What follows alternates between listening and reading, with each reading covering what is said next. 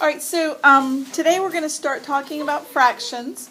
You took the pre-test, and we have a few holes, and that's really what I'm going to be working on today. So I'm going to go pretty quickly through this, but if you have a question as I'm working, please tell me, and let me go ahead and correct any questions that you have.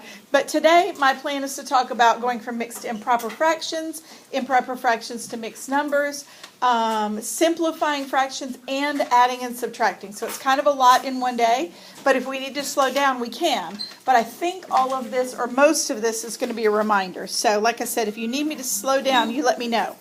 So you filled out your table of contents. Now this is on the front cover of your foldable that you just put in. And I just wanted to remind you of some definitions. So a mixed number is a what? A number with a fraction. You can say it. Yeah, a number with a fraction and a whole number, okay? So it has a whole number and a fraction to go with it. An improper fraction is a fraction where the top number is what? Too big. Yeah, bigger than the bottom number. We never leave our answers as improper fractions unless we are told to do so.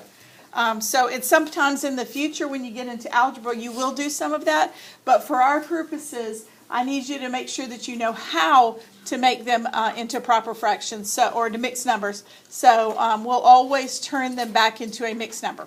And then simplifying involves two things. It makes all improper fractions into mixed numbers, and it makes sure that all fractions have no common factors except for one. So basically reducing.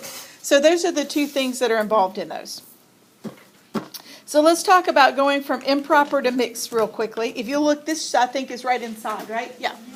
So in case you've forgotten, if you have that fraction, 24 over 7, you simply divide the bottom into the top. And by the way, you're going to hear that over and over and over again over the course of this year, because you may or may not realize this, but a fraction is simply a division problem. That's all it is. It means divide. I even look at it and I think, well, it kind of even looks like a division symbol because we have a number on the top and on the bottom, and we have a line in the middle. So it even looks like a division problem. So that's all it is. And it always means one thing: divide the bottom into the top. Never, ever the other way. We never divide the top into the bottom. It's always the bottom number goes into the top. So in this case, we have 7 over 24. So 7 is what goes here. 24 is what goes there. And then whatever we get left over, that's our mixed number. So the whole number, it goes 3 whole times. That's what goes here. With 3 left over, and that's 3 out of 7. So to turn 24 over 7 into a mixed number, we just divide 7 into 24, and we get 3 whole times with 3 left over, and that's 3 out of 7. All right, so let's do these real quickly. For the first one, what am I going to divide? What's going to go on the outside of the house? Or what am I going to divide into the other one? 6 into 35. So I'm dividing 6 into 35.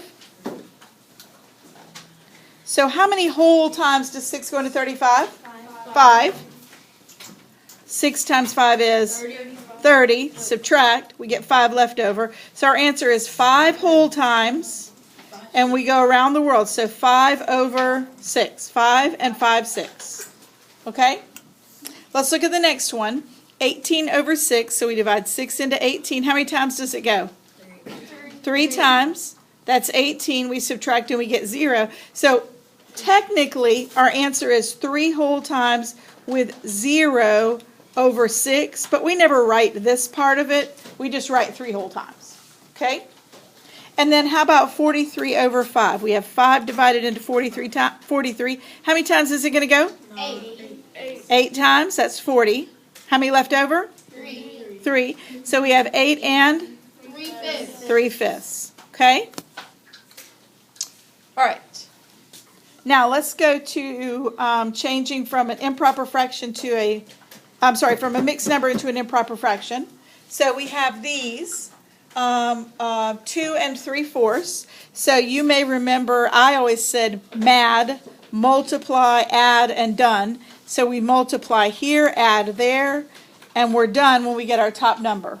Then we just bring over our bottom number. So we multiply 4 times 2 and we get 8 plus 3 is 11. So we have 11 on the top, and we bring over our denominator, so it's 11 over 4. Okay? All right, let's do a couple of these really quickly. So 2 and 5, 6. What am I going to multiply? 6. 2 times 6. So I'm going to multiply here. And what am I going to do between the 2 and the 5? You add. Add. Okay, so 2 times 6 is 12. plus 5 is? 17. Sorry, what did you say? 17. 17. I thought I heard 7. 17. And then what number goes on the bottom? 6. 6. Now, we don't have to go back into a mixed number because if we were doing that, we were doing it so we could multiply it. So there would be a reason for it. All right, how about 3 and 1/5? What am I going to multiply? 3 and 5. And add 1, 1, so I'm going to get 16. over 5. Just bring the bottom number straight across, okay? Yes. All right, we okay on that? All right, now, simplest form. So there are two kinds of problems. We might have one that is improper, and we might have one that is proper. So if it's improper, the first step is to divide it, just like we just did. If it is proper, we're just going to reduce. And to reduce, we can use the cake. You don't have to, remember, that's just a tool. So let's, and also I wanted to remind you of this. Remember that the least common multiple helps you find a common denominator. That's one of the main reasons we use it, is to help us find a common denominator. All right, so here are our steps to adding and subtracting, and I put this in your notes. So first, you have to find a common denominator. For adding and subtracting, you know you have to find a common denominator, right? Yes. Okay, then you're going to make equivalent fractions. That means whatever you multiply the bottom by, you have to multiply the top by. Then you're going to add or subtract them across, and then you're going to simplify your answer. Okay, and then for mixed numbers, you can either make them improper first, or you can borrow and simplify. It's up to you. How many people know how to borrow and how to regroup at the end? Did y'all all make them improper before? Because only like 2 of you raised your hand on that. So I'm thinking that you must have made them all improper. Is that what you did? Yeah. Okay, and you can do that. It's just harder math. So I'm going to actually show you the other way. And if you want to go back to doing it the way that you've been doing, you're welcome to. But I do want to show you the other way because it's easier math. So let's do 1/8 plus 2/5. When I work them, I always work them up and down instead of across because it is much easier for me to focus. Now, if you do them the other way, that's fine. I'm not going to stop you. But if you're not really great at these, I encourage you to do it my way. So I'm going to start with 1/8 plus 2/5. The reason I like this is because I can go across and find the common denominator, and then I can get my answer at the bottom. So what would be our common denominator between 8 and 5? In other words, we have to find the least common multiple of 8 and 5. What would it be? 40. Because no other number is going to either one. So we put a 40 here and a 40 here. Make sure you're writing this with me, okay? Because this can help you.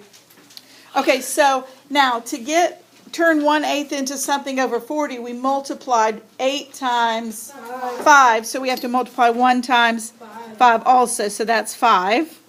This is what I mean by equivalent fractions. And what do we multiply 5 times to get 40? 8. So we multiply 2 times 40 and we get 16. And now we can just add them.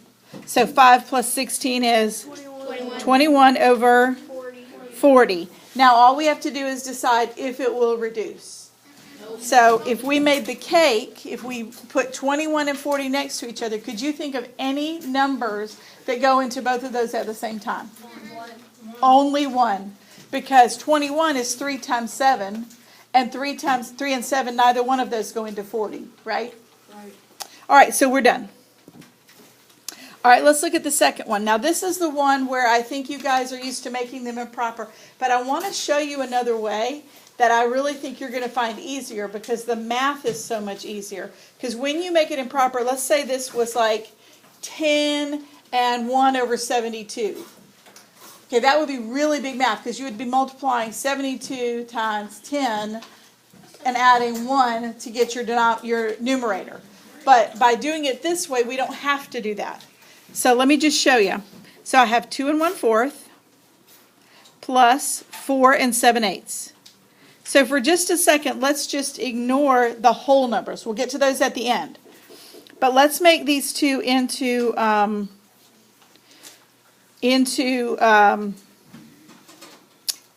common denominators. What's the common denominator between 4 and 8? 8. 8, because remember, they both go into 8. Okay, so our bottom one stays the same, right? 4 and 7/8. Yes. So our top fraction will become what? 2 8. Good, 2/8. Okay, now all we need to do is add our two fractions. So let's do that. 2 plus 7 is 9 over 8. And then 6 plus 4 is, 2 plus 4 is, I gave you the answer, didn't I? 6. Now, is this answer okay? No. It's not, right? And this is what I mean by, once you do this, the only tricky part is at this point you have to decide what to do with this. So we have to divide 8 into 9 and we'll get what? 1 with how many left over? 1. So we have to add it to the 6. I'm going to write it out even though you don't have to write it out. But it's going to look like that because 9/8 is really 1 and 1/8. Are you with me? Yes. So we're going to add 6 plus 1 and we'll get 7. 7. So our final answer is 7 and 1/8. All right, so we have 3 3/5 minus 1 7/8. Okay, same steps, only it's a subtraction problem instead of addition. So what's our common denominator between 5 and 8? 40. Good. The only number they both go into, wait, is that right? Yes, that is right. 40 is 40. Okay, now let's come up with our two top numbers. So 5 goes how many times into 40?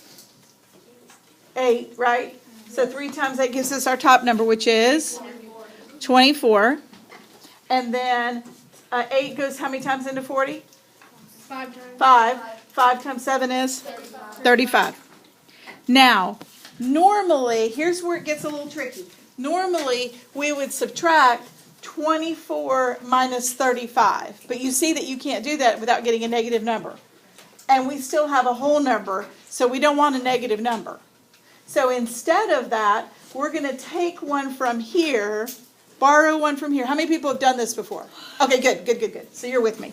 All right, so we'll borrow one from there, and this will become a 2. Now, what does that number right there become? 64. How did you get 64? You tell me, Maddie. Because a whole is 40 and 40 plus 24 is 64. So you add the 40 here to that, and we get 64. Very good. So you have done this. I'm so happy that you have. All right, so 64. Now we have 64 minus 35. Anybody know what that is? 25. 21.